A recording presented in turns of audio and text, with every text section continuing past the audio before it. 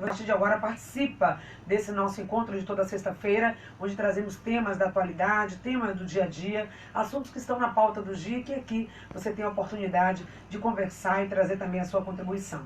A morte de um ente querido segue um período de dor e tristeza chamado luto e envolve inúmeras emoções e, apesar de fazer parte do de se apresentar de forma muito intensa o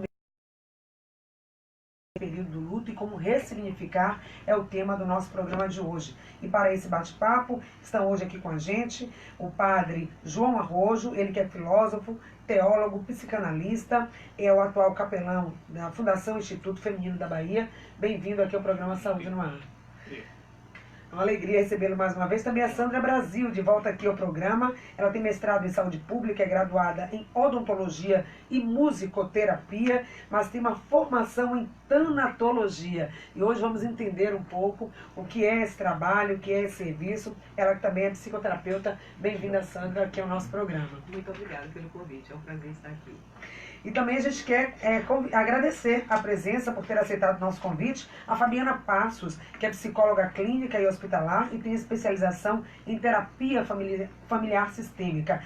E também é uma especialização em perdas e luto pelo Instituto 4 Estações de Psicologia em São Paulo. Bem-vinda. Obrigada pelo convite.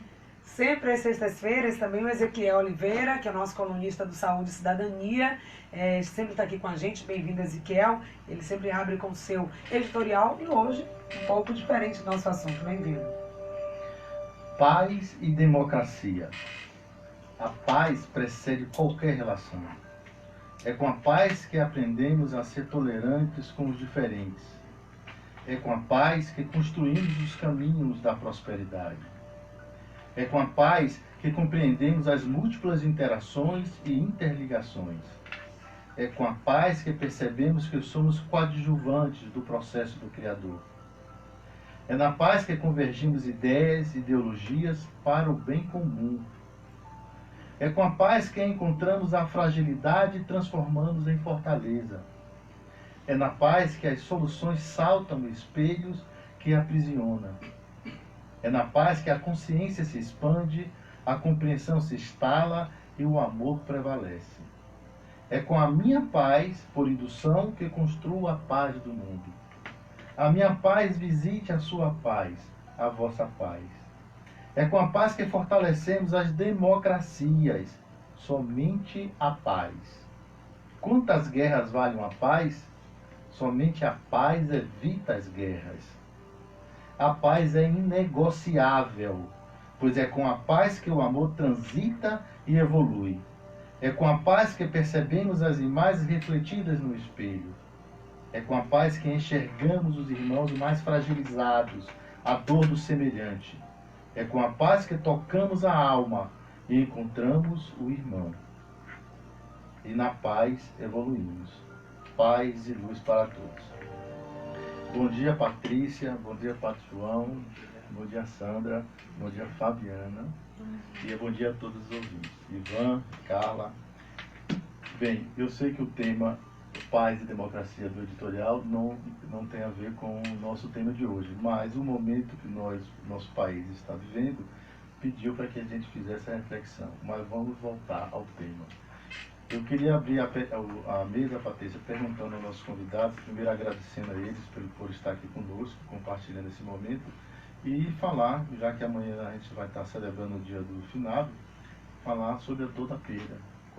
Como superar esse luto, como ressignificar esse luto? Eu acredito, inicialmente dou bom dia a todos os ouvintes e ouvintes, agradeço a presença aqui neste momento e a oportunidade, e acho que é extremamente significativo que o editorial deste momento aborde a questão da paz e da democracia, porque os mesmos elementos que nos permitem a viver em paz e com democracia nos permitem a viver e ressignificar a dor da perda ou luto. Então, quando nós nos voltamos para os valores que sustentam a paz dentro de nós, são esses mesmos valores que vão nos permitir lidar com a perda, que é um processo que faz parte da nossa experiência humana. Então, os elementos que permitem construir relações saudáveis, o reconhecimento de que todos estamos interrelacionados, a importância do cuidado com o outro e do cuidado consigo mesmo, a busca do altruísmo, que é a empatia adoçada com a compaixão, né? Isso nos permite cuidar sem sofrer. E para que a gente cuide sem sofrer, a gente desenvolve esse sentimento de altruísmo e compaixão. E qual o elemento mais importante para viver o luto? É ter amor pela nossa natureza ferida. Então, quando nós estamos enlutados, nós estamos feridos e precisamos cuidar desse ferimento. E a gente aborda a dor de uma maneira muito simples, da mesma maneira que a gente aborda um prato de sopa quente, pelas bordas. A gente vai cuidando das nossas feridas suavemente e aprofundando o conhecimento dessa dor até que a gente possa dar um novo significado a essa experiência de dor. E quando a gente faz esse trabalho, a gente reconhece o sentido da vida e a gente compreende que a morte é uma experiência que faz parte da vida e que refletir sobre esse processo, ressignificar esse processo, promove o crescimento pessoal. E muitas vezes é o trabalho de dedicação e de cuidado que nos ajuda a reconstruir a nossa própria vida a partir do luto. Muito bem. Entender também, se falou muito, né, Sandra, de perdas. Claro que depois a Tatiana, também o padre João vai poder comentar o que significa isso, esse ressignificar o luto. Mas podemos dizer, padre João, que vivemos perdas todos os dias, né? E claro que isso fica de uma forma mais forte na perda da morte, né, de um ente querido. Mas podemos dizer que temos aí a perda real, né, aquela que acontece de fato numa morte, uma pessoa amada se vai, mas também no dia a dia aquelas perdas simbólicas, né, o fim de um ciclo de trabalho, o fim de um relacionamento. E como é que lidar com isso? Será que a gente aprende também, se reconstrói nessas perdas, pequenas perdas diárias e também na perda da morte? Bom dia. Bom dia, Patrícia. Bom dia a todos. A questão da diferença da perda da morte, que ela é uma perda definitiva, num certo sentido. As outras perdas também são registradas como perdas e podemos ter as mesmas reações a uma perda de emprego, de uma amizade, como uma perda da morte. Só com a diferença que a morte tem essa característica de ser uma coisa definitiva, no certo sentido, né? E vai depender muito do nosso vínculo, do nosso apego àquela pessoa ou àquela situação para, vamos dizer assim, direcionar nossas reações, nossos pensamentos, nossa reação à perda em questão. Tá? Uma das soluções filosóficas, vamos dizer assim, à morte, é a imortalidade, não é? Que antes de ser cristã, é uma questão filosófica platônica. E Platão vê o inverso. Para Platão, a morte é o nascimento, onde a alma ganha um corpo, que seria o túmulo da alma. Então, viver é se libertar desse túmulo aos poucos, né? A própria filosofia é um processo terapêutico de vida, de morte, nesse sentido, de saber viver e de saber morrer, e se libertando. Mas isso é uma visão filosófica platônica que justifica a imortalidade da alma, né? Ou seja, o ser humano não perde a alma, no sentido da morte. Ele ganha a vida verdadeira, que é aquela vida espiritual ideal, segundo o próprio platonismo, né? Vamos voltar a isso, esse ponto, até porque no cristianismo não tem essa perspectiva aí da ressurreição. Então, o que seria a morte, né? Dentro de uma perspectiva muito maior de uma vida que continua, que tem esse outro momento. Mas, Fabiana, você tem uma especialização em perdas e luto. O que traz isso na formação? Que tipo de elementos, né, vocês trabalham? Como é que você atua tendo uma especialização em perda? Bom dia a todos. Na minha área de atuação, eu atendo muitas pessoas enlutadas e aí vem desde a descoberta diagnóstica de uma doença grave até os próprios familiares que vão estar assistindo a esse paciente. E além disso, como foi dito aqui, a gente tem perdas ao longo da vida. Tanto a mudança de um ciclo, de um estágio de vida, seja da infância para a adolescência, da adolescência para a fase adulta, um contexto de separação, perda de emprego, tudo isso são caracterizadas como perdas. E além disso, uma coisa que foi muito construtiva na formação é que antes da gente, por exemplo, pensar nas perdas, a gente pensar no apego, como disse o Padre João. Então, muitas das vezes, o apego e a perda são faces da mesma moeda, são os lados opostos. Então, não tem como eu amar sem correr o risco de perder. E uma das respostas que nós temos à elaboração do luto é justamente essa. É a partir do vínculo que eu tive, como é que eu posso ressignificar a minha perda. Então eu utilizo o amor e o estilo de vínculo que eu tive com aquilo que eu perdi para poder ressignificar. E aí a tanatologia, a gente também queria saber a contribuição, né, que a tanatologia traz dentro desse aspecto de levar a pessoa a entender esse momento, ressignificar essa perda. A tanatologia é o estudo da morte e como cuidar das pessoas em estágio terminal, em processo de morte e as pessoas enlutadas, né? E o mais interessante do estudo da tanatologia é aprender sobre a vida. Então, quanto mais você estuda sobre a morte, mais você aprende sobre a vida. E um dos aspectos extremamente importantes para lidar com as perdas é aprender a retirar as expectativas de como a vida deveria ser, de como as pessoas deveriam ser. Porque nós projetamos as nossas expectativas de como as pessoas devem ser. E quando as nossas expectativas são frustradas, nós entramos em sofrimento. E, na verdade, a vida não está a nosso serviço, nós estamos a serviço da vida. Então, nós precisamos revisitar os nossos valores e entender que o que a vida manifesta é o nosso caminho de aprendizagem. E um dos caminhos de aprendizagem mais profundos são os caminhos de lidar com as perdas. Só que isso é uma experiência cotidiana. Todos os dias nós vivemos ganhos e vivemos perdas nas nossas experiências. Então, todos os dias nós precisamos elaborar essas experiências, nos preparando para os momentos em que as grandes experiências virão. Mas se a gente, digamos assim, se esconde das nossas emoções e sentimentos, não trabalha com elas, a gente termina tendo uma mala muito cheia quando chega uma perda grande e a gente não se preparou para lidar. Então, a vida é um processo diário de aprendizado sobre a vida e sobre a morte. Então, isso tem uma grande sabedoria aí nisso, né? Um grande aprendizado, porque se a única certeza que temos, né, enquanto vivos, é que vamos morrer um dia, então esse momento deveria ser acolhido de uma forma mais tranquila, e não é bem assim, né? Quando a morte chega, e dependendo, eu gostaria que vocês falassem que isso pode variar do momento que acontecer, enfim, que circunstância essa morte se apresenta, as pessoas reagem de uma forma, muitas vezes até com muito desespero, né? Gostaria de ouvir vocês. Por que é esperado e ao mesmo tempo as pessoas se debatem tanto com esse tema? Pode responder. Sinalizei que tinha um ouvinte. Isso que a morte faz com que a gente entre em contato com o que a gente não controla, né? Com o que é imprevisível. Então, o que a gente não tem controle e o que é inesperado, a gente tende a ficar muito assustado.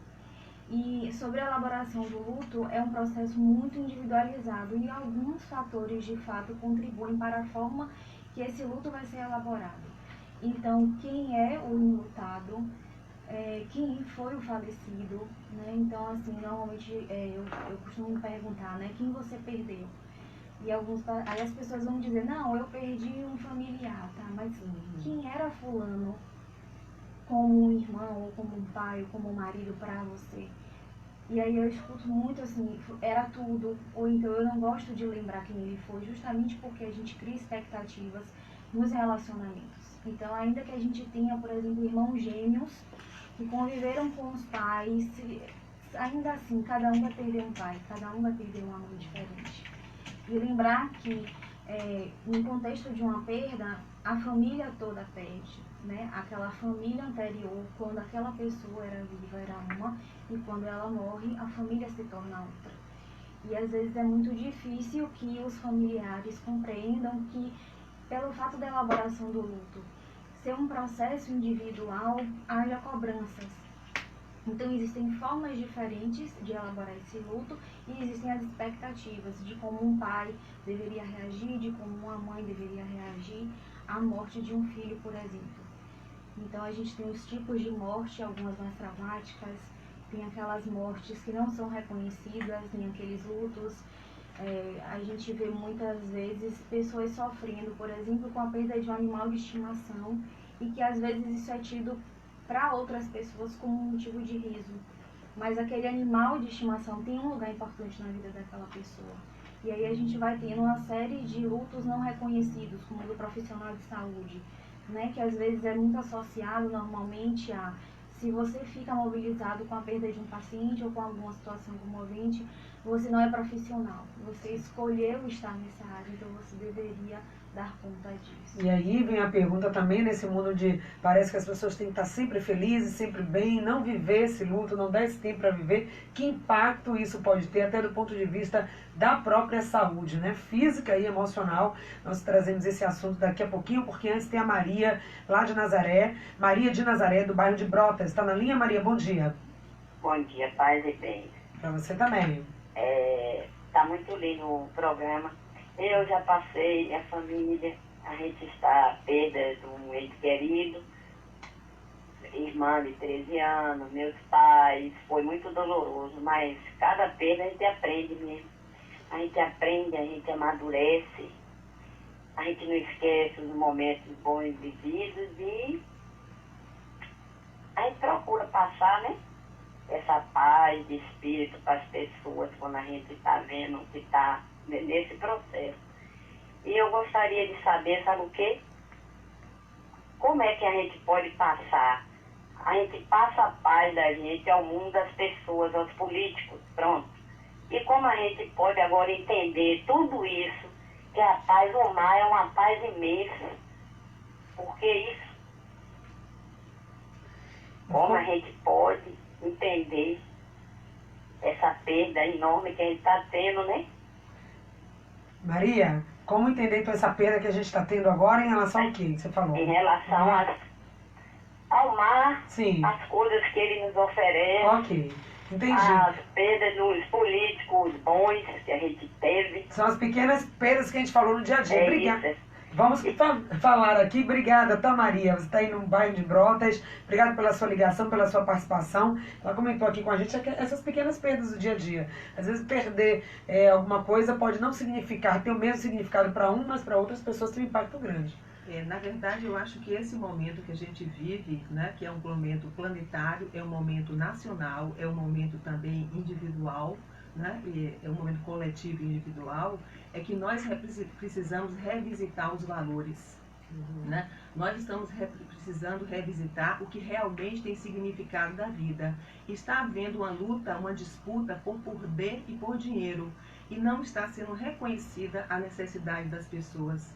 Como as pessoas precisam ser cuidadas através do processo da educação. Quanto mais a gente trabalhar educando as crianças, educando os jovens para o desenvolvimento de valores humanos, de ética, de respeito, mais nós teremos um país mais bem cuidado, né? Então, é importante que a gente possa revisitar a maneira como nós estamos educando. Estamos educando as pessoas para selfies com sorrisos de alegria, que na verdade atrás tem uma pessoa triste, mas vende uma imagem de satisfação.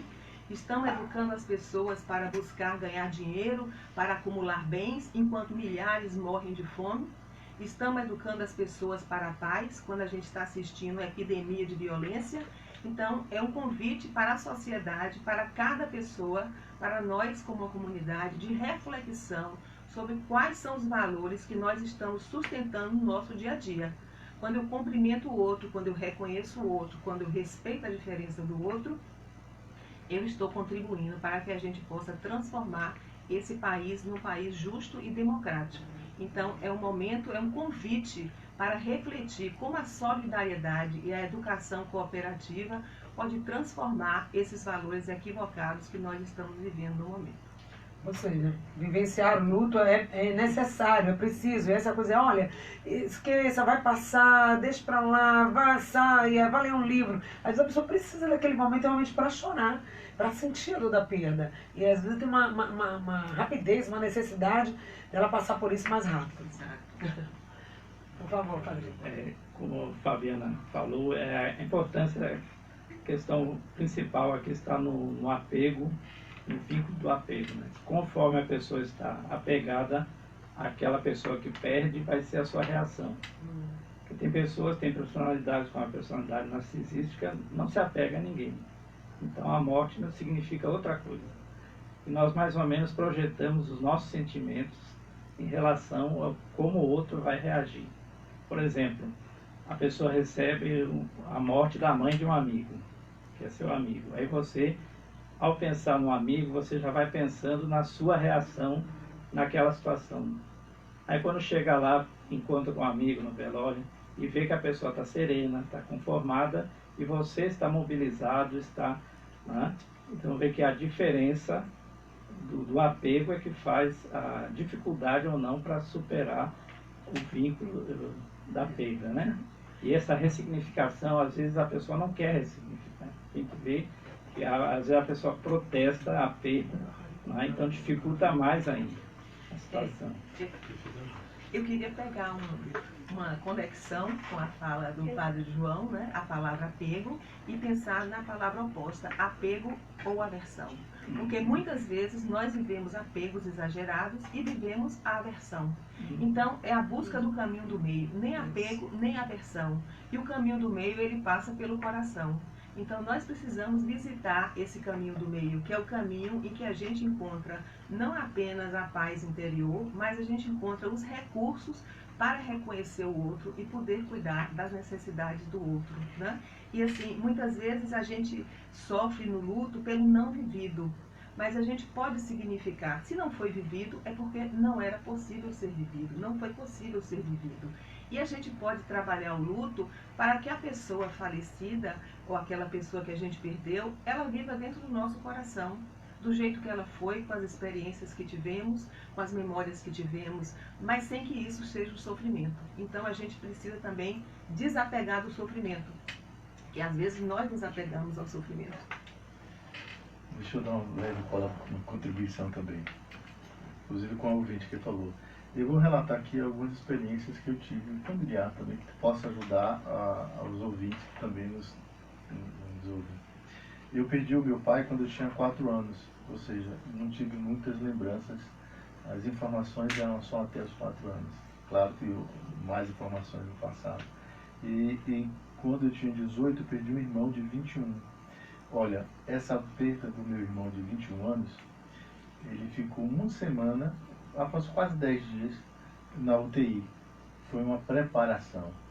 Agora eu estou com um amigo irmão também, com leucemia, internado, e já tem mais de 15 dias. A gente observa que parece ser uma preparação. Há alguns casos que parece que Deus nos convida para que a família e a pessoa que está no processo faça essa preparação desse novo estágio que vem. Mas para alguns, essa perda é de imediata. Por exemplo, quem perde uma pessoa com acidente, quem perde com a violência, abruptamente, parece que esta dor não foi esperada.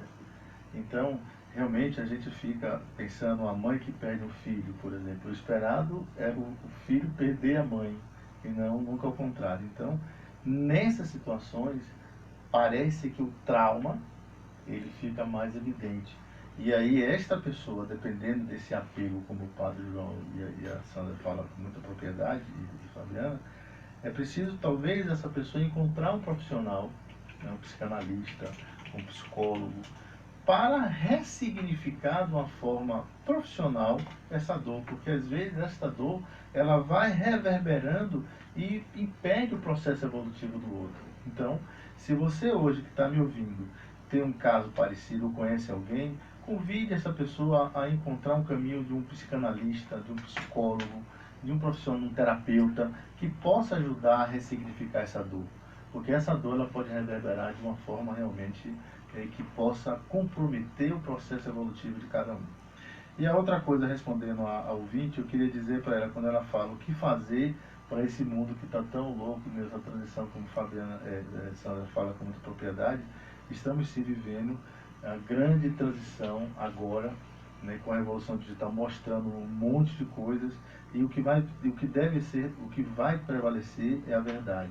mas a verdade mais do último nível, é a verdade pura e cristalina. E nesta hora, essa verdade, a gente não pode deixar... E aí quando a gente entende essa verdade, encontra o outro no sofrimento, percebe que nós estamos todos interligados. Não existe uma separação, fazem parte, um lado, são os dois lados de uma moeda. Então, eu sei, Padre, só para concluir aqui, eu queria dizer para o ouvinte que passa uma situação dessa, de que forma a gente pode colaborar para esse mundo melhor, para essa transição ser mais leve. Eu vou dar uma sugestão que eu acho que funciona, comigo funciona. No momento que de manhã cedo, nos raios do sol, a gente se conecte com o sol, nosso irmão sol, que é a fonte de energia, que é a fonte de luz e de vida, né, de todo o sistema solar.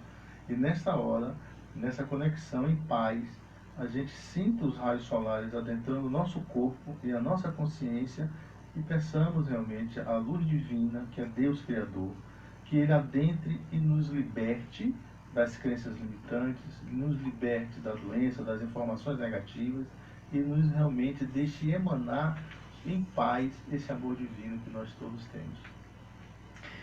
Obrigada, Ezequiel, pela contribuição. Também tem aqui os nossos ouvintes já fazendo perguntas para vocês. A Darcy traz uma coisa muito pontual, muito prática, né? Que ela tem vivenciado, que é exatamente o tempo em que se deve ver o luto, que a gente já falou que é muito relativo. Ela disse, como viver esse desprendimento que vocês estão falando, pois não consigo 2 anos de sofrimento, muito difícil para sair dessa fase. O que fazer nesse caso?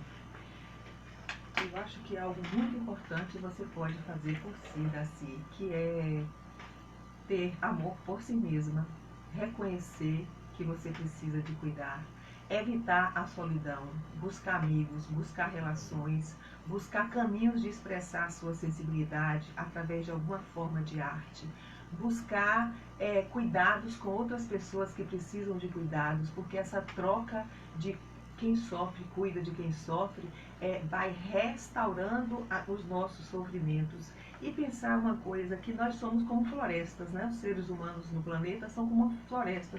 Há pessoas que são como plantas ou flores que nascem por um dia. Outras árvores duram 100 anos, outras duram 15 anos. Então, não existe essa regra de porque eu tenho tal idade, devo viver tanto tempo. Isso é um conceito cultural. Então, cada pessoa vive o que foi necessário para a sua existência. E reconhecer isso e aceitar que se essa pessoa partiu, ela partiu porque era o momento dela. Não importa quais sejam as razões, era o momento dela. E acolher isso com aceitação. É aceitar a manifestação da vida em cada pessoa, né? E poder olhar para isso buscando a serenidade e a pausa, o silêncio interior, né? A meditação, a oração, a música, a arte ajuda a gente a conectar com esse lugar, né, de paz e de novo significado. Se para ela está durando 2 anos, né? Algumas pessoas podem ter sido mais rápido, mais simples. Eu tive pacientes que sofreram por 20 anos. A paciente me contou a história da vida dela na primeira consulta. Quando ela terminou de contar, eu perguntei quanto tempo isso aconteceu. Ela disse 20 anos, mas eu percebi que é como se tivesse sido ontem para ela. Então, ela ainda estava dentro da dor. Então, quais são os profissionais que você pode buscar para lhe ajudar? Quais são os caminhos, através das suas convicções interiores, que você pode buscar para lhe ajudar? Porque quando você encontrar esses espaços, você vai ver que uma transformação profunda vai existir na sua vida e você poderá transformar essa dor em serviço, em apoio a pessoas que necessitam, a partir da experiência e do crescimento pessoal que você vai adquirir com essa experiência. Bom, Darcy, inicialmente eu sinto muito pela sua perda.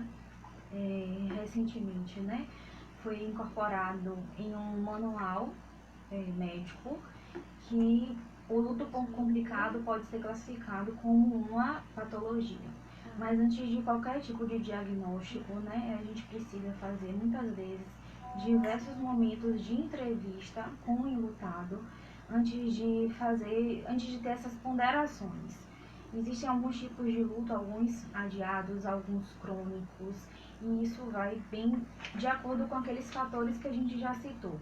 Quem é um enlutado, quem foi a pessoa que eu perdi, de que forma eu perdi essa pessoa, quais os recursos de enfrentamento, que o enlutado possui, se tem rede de apoio, os níveis de vulnerabilidade, né, histórico de perdas anteriores. Então, algo que a gente indica é, pensando que a perda de alguém é algo que traz um sofrimento importante, por que não procurar um profissional que vai estar abrindo um espaço para que você fale dessa sua dor?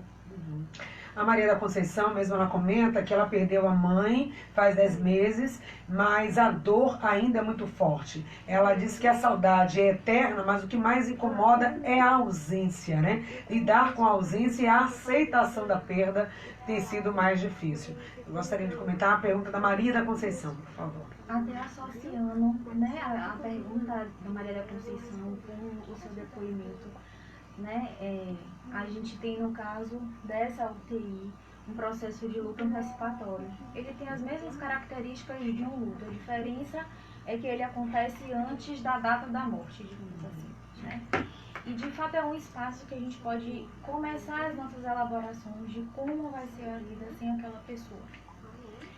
Né? E no caso da Maria, que ela colocou que já houve a perda, não é isso? Desculpa. Sim, já, 10 meses atrás.